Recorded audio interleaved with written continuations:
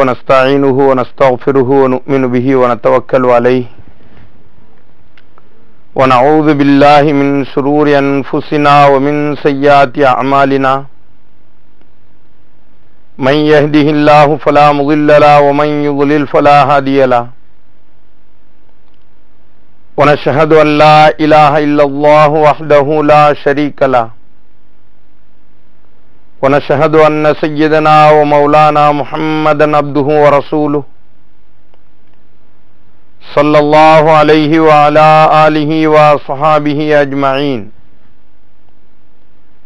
أما بعد فأعوذ بالله من الشيطان الرجيم والأرض بعد ذلك دحاها صدق الله مولانا العظيم. பேரன்பு மிக்க மூன் தொலைக்காட்சி நேயர்களே, பூமியை பற்றி, பூமியினுடைய முழு தொலைதூரத்தை பற்றி, எவ்வாறு அது கண்டறியப்பட்டது, இந்த பூமியினுடைய உருவ அமைப்பை திருமறை குர்ஆன் என்ன சொல்கிறது என்பது பற்றி இன்றைய சிந்திப்போமா நிகழ்ச்சியின் வாயிலாக நாம் அலச இருக்கின்றோம். அஸ்ஸலாமு அலைக்கும் வரஹ்மத்துல்லாஹி வபரகாத்துஹு. நம்முடைய உலகம் எப்படிப்பட்டது? இந்த உலகத்தை பற்றி பல்வேறு விதமான கற்பனை கதைகள் ஆரம்ப காலத்திலே உருவாக்கிவிடப்பட்டதுண்டு. அது ஒரு வினோத உலகம். அது உருண்டை இல்லை, தட்டையானது. ஆமை இருந்து கொண்டிருக்கிறது. அந்த ஆமையினுடைய முதுகிலே யானைகள் இருக்கின்றன. அந்த யானைகள் அனைத்தும் இந்த உலகத்தை தாங்கி பிடித்து நிற்கின்றன. டிஸ்க் வேர்ல்ட்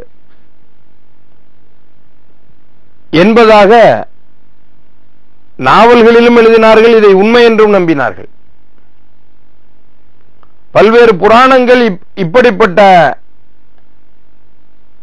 ஒரு புதிய கருத்து பரிமாற்றத்தை மக்கள் மத்தியிலே வைத்தது. எனவே யானைக்கு மேல் இருக்கும் தட்டையான ஒரு உருவம்தான் இந்த உலகம். எனவே இந்த உலகத்தினுடைய கடைசி வரை சென்றால் ஒரு மனிதன் துபுக்கடீர் என்று கீழே விழுந்து விடுவான். இந்த பயமும் இருந்தது. சரி, நம்மிடத்திலே கேட்கின்றோம், உலகம் என்ன வடிவத்தில் இருக்கிறது? உருண்டை வடிவத்தில் இருக்கிறது. ஆனால் உருண்டை வடிவமா என்றால் இல்லை, முழுக்க உருண்டை வடிவம் அல்ல. மாறாக இரண்டு துருவங்களிலும் சற்று நசுங்கிய ஒரு உருண்டை இது. இந்த அளவிற்கு நாம் பள்ளிக்கூடத்திலே படித்திருக்கின்றோம். சரி, எவ்வளவு தூரம் நசுங்கிய உருவம் அது? துருவங்களிலே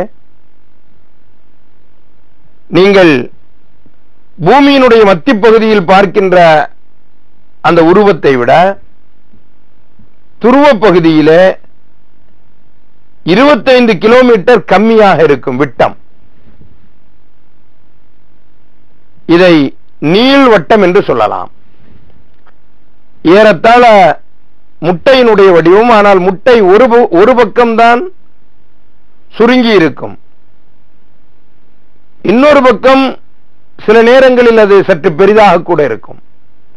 எனவே இருபக்கமும் சுருங்கிய, இருபக்கமும் சற்று தொலைவு கம்மியான ஒரு நீள்வட்ட வடிவிலான உருவம் தான் இந்த உலகத்தினுடையது. அப்படியா? இதையெல்லாம் யார் பார்த்தது? எப்படி இதை சரி என்று நம்புவது? நாம் போய் என்ன அளந்தா பார்த்தோம்? சரி சரி விடுங்க, நான் கூட கூட போனா கொல்லம்பட்டியை விட்டு தாண்ட மாட்டேன். என்னிடத்தில் போய் உலகத்தை இவ்வளவு அளந்து பார்க்கின்றாயா, அவ்வளவு அளந்து பார்க்கின்றாயா என்றெல்லாம் பேசாதீர்கள் என்று நாம் வெளியே வந்து விடுவோம். ஆனால் இது வெளியே வரக்கூடிய சமாச்சாரம் அல்ல. நாம் உள்ளே ஆழ்ந்து சிந்திக்க வேண்டிய ஒரு விஷயம். முதலாக அறிவியல் அறிஞர்கள் எல்லாம் உலகம் தட்டையானது என்று தான் சொல்லிக் கொண்டிருந்தார்கள். யார் அப்படி சொன்னார்கள் என்பது தெரிய வேண்டும் அல்லவா? முக்கோண தேற்றத்தை முதலிலே சொன்னார் அல்லவா பித்தாகரஸ். அவருக்கு அடுத்து கிரேக்க விஞ்ஞானி டெமோக்ரட்டிஸ். டெமோக்ரட்டிஸ் யார் என்றால் முதலாக பொருள்கள் எல்லாம் அணுக்களால் உருவாக்கப்பட்டவை என்று அனுமானித்தவர். அதை ஒரு பெரிய கண்டுபிடிப்பின் மூலம் சொல்லாவிட்டாலும் கூட, ஒரு மிக பெரும் பரிசோதனைக்கு உட்படுத்தப்படாவிட்டாலும் கூட, பொருள்கள் அணுக்களால் ஆன ஒரு தொகுப்பு என்பதை முதலில் உலகிலே சொன்னவர் டெமோக்ரட்டிஸ். இவர்களெல்லாம் உலகம் தட்டை என்றுதான் நம்பியிருந்தார்கள், சொல்லிக் கொண்டிருந்தார்கள். அப்போலோ விண்கலம் ஒன்று மேலே இருந்து பூமியை படம் பிடித்து காட்டியது. இந்த பூமி உருண்டை வடிவமாக, பந்து வடிவமாக இருக்கிறது. அப்படி சொன்னதற்கு பிறகும் கூட இல்லை, பூமி தட்டையானதுதான் என்ற வாதம் வலுவாக இருந்தது. உதாரணமாக இங்கிருந்து நாம் சந்திரனை பார்க்கின்றோம்.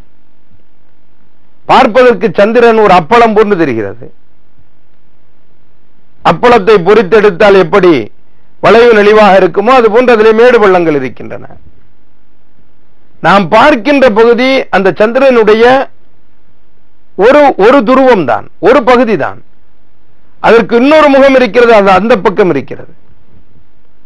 சமீபத்தில் அமெரிக்கா செவ்வாய் கிரகத்தை ஆய்வு செய்வதற்காக 2 விண்கலங்களை அனுப்பியிருக்கின்றது. அது பூமியிலிருந்து செவ்வாய் கிரகம் பார்ப்பதற்கு எந்த பகுதி தெரிகின்றதோ அந்த பகுதியையும் அதனுடைய இன்னொரு பகுதியையும் ஆராய்ச்சி செய்யும் விதமாக அந்த விண்கலங்கள் அனுப்பப்பட்டிருக்கின்றன. சரி, வேடிக்கை என்னவென்றால் இந்த பித்தாகரசினுடைய காலத்திலே வாழ்ந்த சமகால கிரேக்க அறிஞர்கள் அந்த நேரத்திலேயே உலகம் உருண்டை என்று சொன்னார்கள். உதாரணமாக எரஸ்டோஸ்தனிஸ் என்று கிமு 240 வாழ்ந்த ஒரு கிரேக்க அறிஞர்.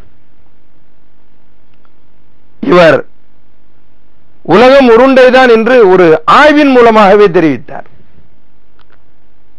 எரஸ்டோஸ்தனிஸ் எப்படி ஆய்வு செய்தார் என்பதை நாம் பார்க்க வேண்டும். இவர்தான் முதலாக உலகத்தினுடைய சுற்றளவையும் நமக்கு கணித்து சொன்னார். உலகம் உருண்டை என்பதையும் சொன்னார். இவர் என்ன செய்தார்? எகிப்தில் உள்ள ஜைனி என்ற ஒரு ஊர் இருக்கிறது, இன்றைய ஈஜிப்ட். ஒரு பெரிய அணையும் இருக்கிறது அங்கு. அந்த ஊரிலிருந்து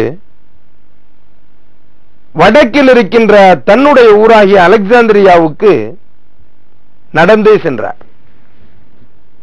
அந்த காலங்களிலே கிலோமீட்டர் என்பதோ மைல் என்பதோ அளவீடு கிடையாது. ஒரு கிரேக்க அளவீடு ஸ்டேடியா என்று ஒரு அளவீடு இருந்தது. அந்த அளவீட்டிலே அவர் இந்த ஜைனி என்ற ஊரிலிருந்து அலெக்சாண்டரியா வரை நடந்து செல்கின்றார். எவ்வளவு தூரம் இருக்கும் என்று பார்க்கும் பொழுது அது காலால் அளந்து அந்த தூரத்தை கணக்கிட வேண்டும். நாம் விளையாட்டாக சொல்வதென்றால் பொடிநடையாக நடந்தார். 5000 ஸ்டேடியா அளவுக்கு அதனுடைய தூரம் இருந்தது. 5000 ஸ்டேடியா என்றால் 950 கிலோமீட்டர்கள். இன்றைய கிலோமீட்டரினுடைய அளவிலே பார்த்தால் 950 கிலோமீட்டர்கள். இப்பொழுது இவர் எப்படி அளந்தார் என்பதை இன்ஷா அல்லாஹ் நாம் அடுத்த தொடரிலே பார்க்கலாம். அடுத்த தொடரில் இது சார்ந்தவைகளையும் பூமி உருண்டை என்பதை பற்றி உள்ள கண்டுபிடிப்புகளையும் நாம் தொடர்ந்து பார்க்கலாம். பார்த்துக் கொண்டே இருங்கள். அஸ்ஸலாமு அலைக்கும் வரஹ்மத்துல்லாஹி வபரகாத்துஹு.